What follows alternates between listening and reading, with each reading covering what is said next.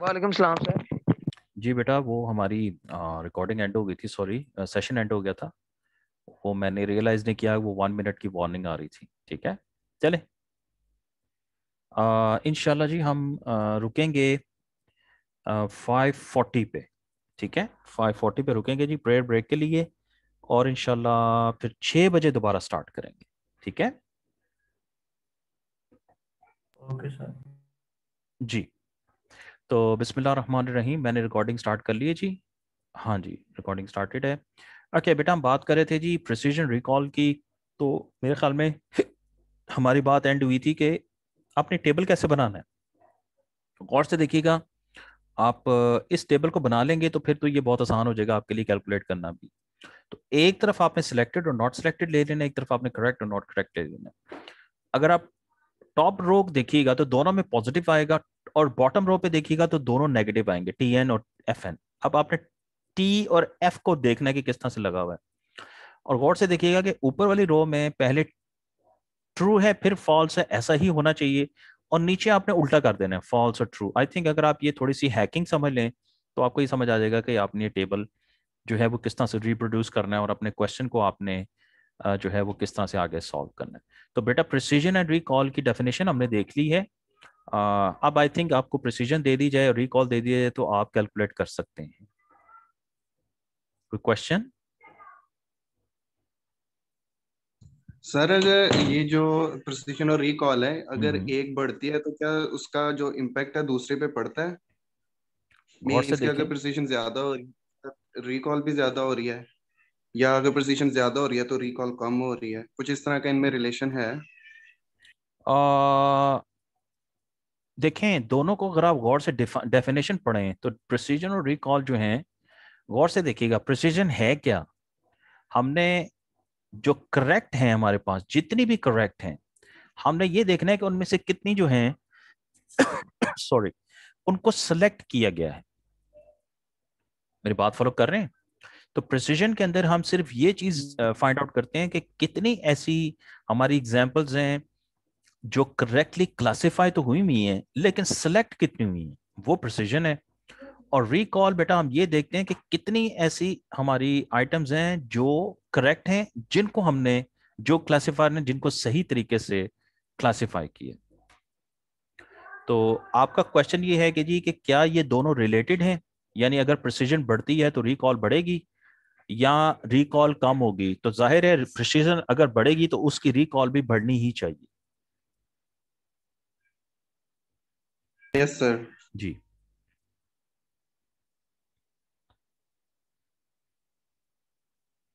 वैसे ये दो डिफरेंट मेजर हैं, ये बात याद रखिए।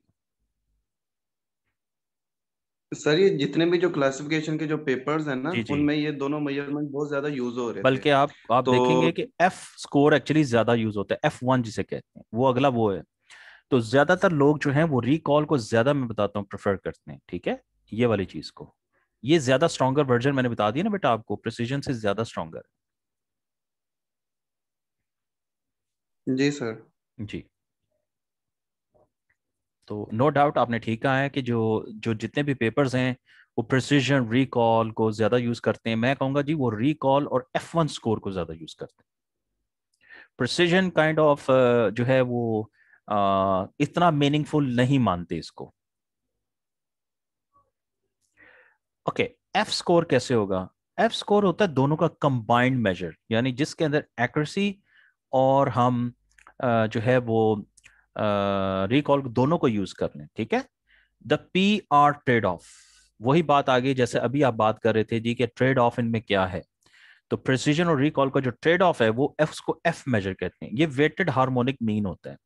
अच्छा, वो अगेन वो मैथमेटिकल कॉन्सेप्ट है। एफ जो है वो कैलकुलेट कैसे करते हैं, नोट कीजिएगा, ये 1/α × 1/p प्लस ये, basically this is equal to, अगर आप सिंपली पुट करें, this is the formula for getting this value. Okay, तो नोट कीजिएगा, इसमें बीटा का जो है ये आपको नजर आएगा, β² + 1 × PR। Remember, P stands for precision, R stand for recall. इन दोनों को हमने मल्टीप्लाई करना जी आपस में, और नीचे जो है वो डिवाइड करना है β² × P प्लस रिकॉल वैल्यू। ठीक है, people usually use balanced F1 measure और बीटा इक्वल टू 1 ले लेते हैं जी उसमें, ठीक है। नॉर्मली बीटा जो है वो 1 यूज किया जाता है, ओके राइट। तो अगर आप इसको ये देख लीजिए बीटा 1 होगा तो this would be what, this is going to be 2PR, नोट कीजिएगा, ओवर P प्लस R। तो normally this is the formula for F जिसको यूज किया जाता है, और ये एक ऐसा मेजर है जिसमें प्रिसिशन और जिसमें रिकॉल दोनों को कंबाइन किया जाता है। This is actually used more often in the research papers. आप देखोगे कि F1 स्कोर जो है वो ज्यादा रिपोर्ट होते हैं, क्योंकि F एक ऐसी मेजर है जिसमें प्रिसिजन रिकॉल दोनों को इस्तेमाल किया गया।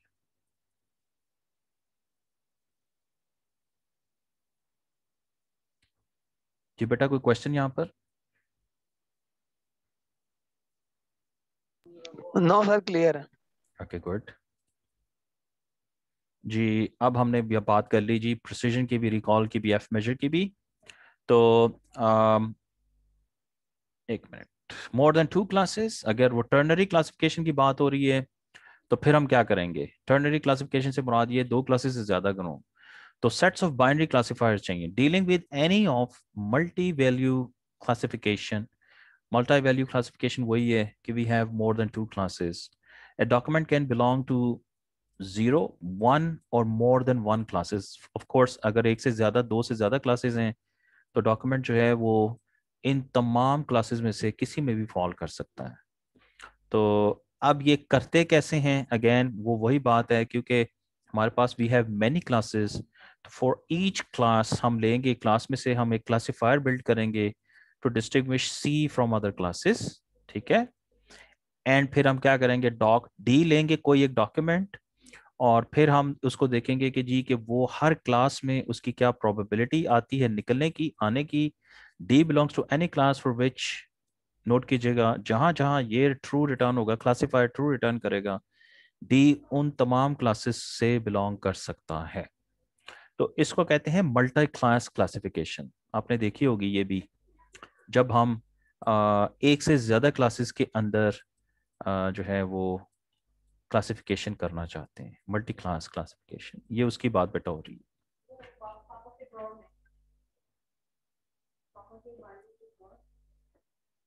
जी, तो 1 और 2 मल्टीनोमियल क्लासिफिकेशन क्या होती है? क्लासेस आर म्यूचुअली एक्सक्लूसिव, और यहाँ पर क्या होगा कि डॉक्यूमेंट जो है वो सिर्फ एक ही क्लास से बिलोंग कर सकता है। याद रखिएगा, पिछले में था मल्टी वैल्यू क्लासिफिकेशन थी, यहाँ है मल्टीनोमियल क्लासिफिकेशन। और ये अगेन फर्स्ट स्टेप वही है और इसका सेकंड स्टेप भी वही है, इसमें कोई शक नहीं है।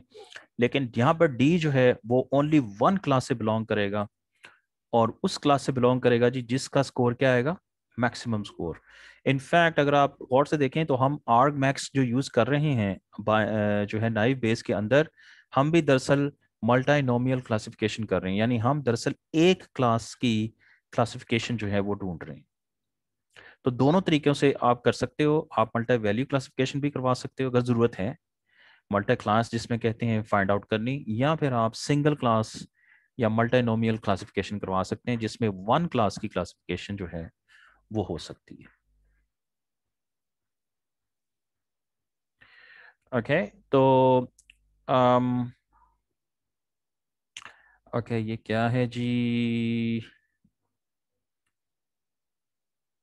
ये एक एग्जांपल दी हुई है यहाँ पर कि रॉयटर्स का जो डेटा है वो 21578 डेटा सेट का है, इतनी डॉक्यूमेंट्स है जी इसके अंदर, ईच जो 90 बाइट्स है और 200 टोकन्स हैं जी हर एक के अंदर, 9603 ट्रेनिंग के हैं, ये टेस्ट के हैं, ठीक है।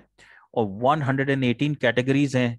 कैटेगरी से मुराद क्या है, क्लासेस हैं। An article can be in more than 1 category, ये वही है अगेन जिसको मल्टी क्लास आप कह सकते हैं। हमने करना क्या है कि हमने 118 बाइनरी कैटेगरी डिस्टिंक्शन को सीखना है क्लासिफायर ने, और फिर उसने डिटर्मिन करना है कि किस किस के अंदर वो डॉक्यूमेंट आ रहा है। Average document with at least 1 category है 1.24 क्लासेस जो हैं ये इन्होंने निकाली थी कि तकरीबन हर डॉक्यूमेंट एक एग्जैक्टली 1 से नहीं, एक से ज्यादा यानी 1.24 क्लासेस से बिलोंग करते हैं।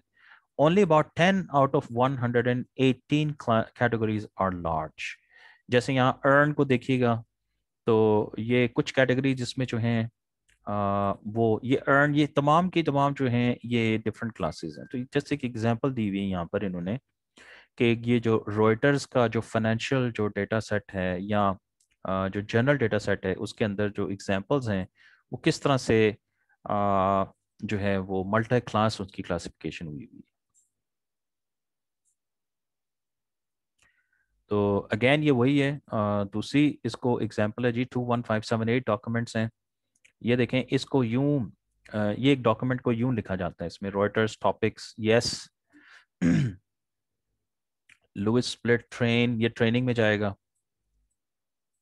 ये ट्रेनिंग सेट में जाएगा, और डेट है इसकी, आगे टॉपिक्स हैं, ठीक है, ये जाएगा लाइव स्टॉक है, ठीक है, हॉग है, ये दो में से एक क्लास में जाएगा, ये टाइटल है उसका, ये डेट लाइन है, वट जो भी है उसकी वो, उसके बाद इसको क्लासिफाई किया जाएगा। ये जो है ये इसकी समझ लीजिए क्लासिफिकेशन हुई हुई है, क्लास फाइंड की गई है क्लासिफायर में कि ये इसको इसमें और इसमें जाना चाहिए।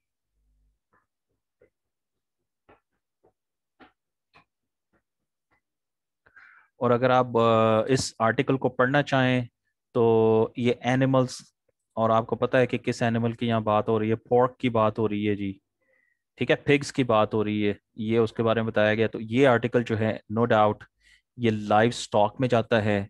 और हॉग एक्चुअली एक और वर्ड यूज होता है फॉर पोर्क या फॉर पिग्स, तो ये हॉग का जो वर्ड है ये उनके लिए यूज होता है। तो क्लासिफायर ने ठीक तरीके से इसकी जो है वो प्रोटेक्शन की है। उसने दो क्लासेस में इसको कहा ये जाएगा, एक ये हॉग में जाएगा और एक ये लाइव स्टॉक में जाएगा।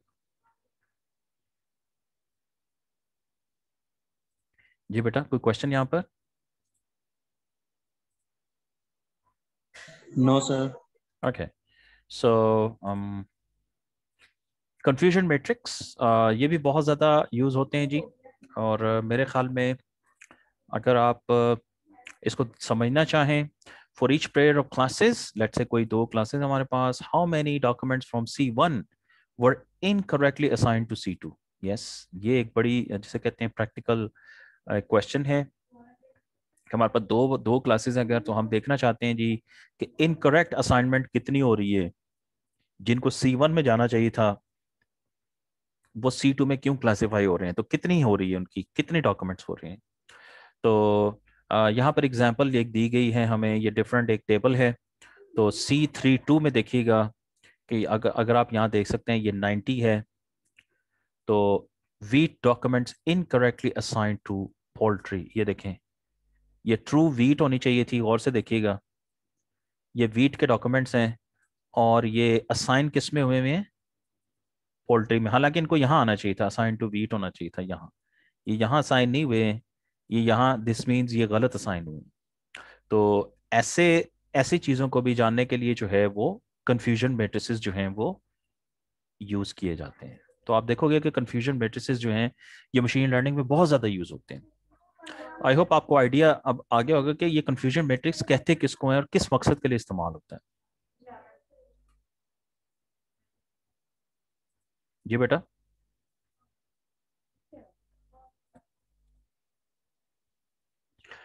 तो अब ये अगेन बेटा वही बात है, पर क्लास एवेल्युएशन मेजर दोबारा एक दफ़ा रिपीट हो रहा है उनके फॉर्मूला के साथ। रिकॉल क्या होता है, fraction of dogs in class I classified correctly. अगर आप इसको यूं समझना चाहें तो आप इसको यूं समझ सकते हैं, रिकॉल, रिकॉल की जनाब जो है वो CII, that is all the documents in class i divided by the total number of documents.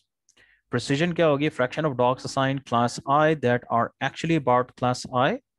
तो वो जो है वो गौर से देखिएगा, वो CII divided by the all the documents in CJI, and accuracy 1 minus error rate।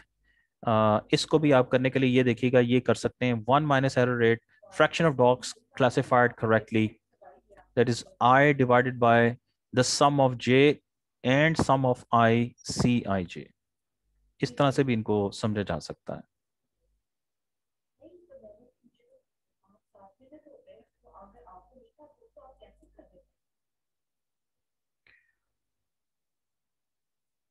Okay, अब मैं देख लूँ ज़रा जी कि इसमें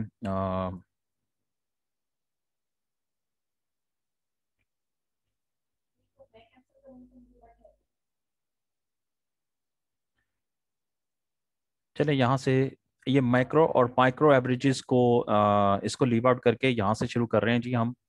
development test sets and cross validation, ये तो आई थिंक आपको आइडिया होगा। 3 सेट्स में जी हम जो है वो जब भी क्लासिफिकेशन करनी होती है तो 3 सेट बनाते हैं जी डेटा के, जिसमें एक ट्रेनिंग सेट होता है, एक डेवलपमेंट टेस्ट सेट होता है और एक टेस्ट सेट होता है। तो नॉर्मली 80-20 रेशियो होती है जी इनकी। 80% डेटा जो है वो इस साइड पे होता है और 20% डेटा जो है उसको 80-20 रूल भी कहते हैं, इधर लिया जाता है। और अगर आपने इसको देखना हो तो मे बी आप 10% इधर रख सकते हैं और 10% डेटा जो टोटल डेटा को इधर भी रख सकते हैं। तो मैट्रिक जो होते हैं प्रिसीजन, रिकॉल, F1 और एक्यूरेसी को लिया जाता है। तो ये जो अनसीन टेस्ट सेट है ये वाला, ये क्यों लिया जाता है? Because it avoids overfitting. और क्योंकि ओवरफिटिंग ये होती है कि tuning to the test set, वो देखें हमने मशीन को 2 तरीकों से ट्रेन करना होता है। एक तो हमने ये चीज़ उसको सिखाई होती है, इनपुट दिया होता है क्लासीफायर को, तो उसने अपने आप को इस तरीके, इस समझ लिया, इस डाटा के ऊपर ट्रेन कर लिया। तो उसकी एक्यूरेसी टेस्ट करने के लिए और उसकी ट्यूनिंग करने के लिए हम मजीद उसको ऐसे डेटा पे फिर उसको ट्रेन करते हैं जो उसने पहले नहीं देखा होता, जो कि होता है डेवलपमेंट टेस्ट सेट। यहाँ पर जाहिर है जो वेरिएशन उसकी एक्यूरेसी में आती है फिर उसको यहाँ पर क्लासीफायर को ट्यून किया जाता है।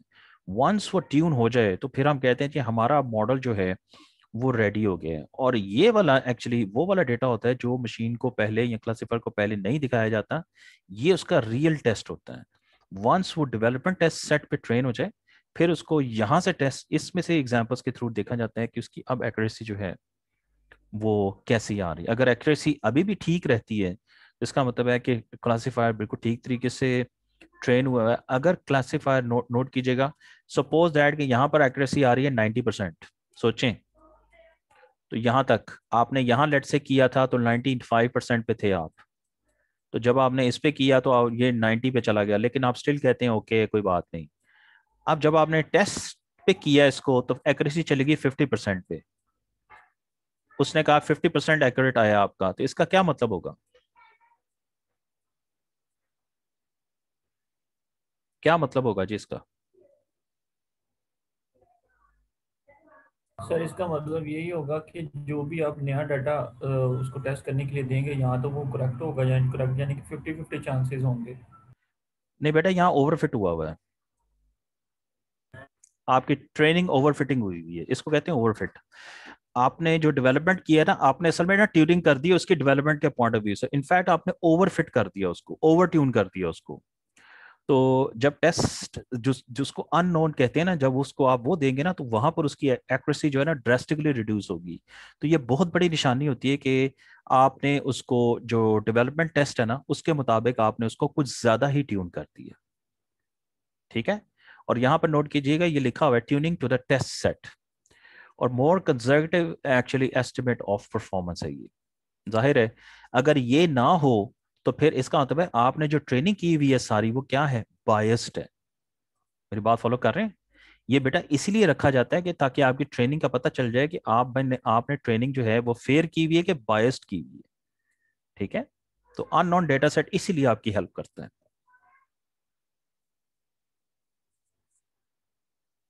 जी बेटा, बात समझ आ रही है?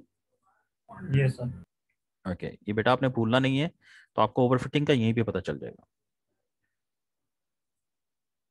ऑलराइट, क्रॉस वैलिडेशन, ये आपको पता होगा कि एक तरीका ये भी होता है, ये बहुत वैसे अच्छी टेक्निक है कि इसके अंदर किया कैसे जाता है। और मल्टीपल सेट्स, जैसे गौर से देखिएगा कि पहले हमने ये वाली रेशो बना ली, ये वाली जो यहाँ बताई गई है, फिर हमने क्या किया, हमने सेकंड नंबर पे ट्रेनिंग की, तो हमने गौर से देखो ट्रेनिंग सेट को और बढ़ा दिया, डेवलपमेंट सेट को वही रखा, लेकिन टेस्ट जो तीसरा था वो कम हो गया। और तीसरे नंबर पे गौर से देखेंगे कि हमने किया क्या है कि हमने टेस्ट, डेवलपमेंट सेट और ट्रेनिंग सेट को यूं इस रेशियो में डिवाइड कर दिया। चौथे नंबर पे गौर से देखिएगा क्या किया है कि सिर्फ हमने टेस्ट सेट का छोटा सा सैंपल जो है वो उठा लिया। तो बेसिकली हम कर क्या रहे हैं कि पूरे के पूरे डाटा पे जो है वो क्रॉस वैलिडेशन करवा रहे हैं। ठीक है, ओवर मल्टीपल सेट्स।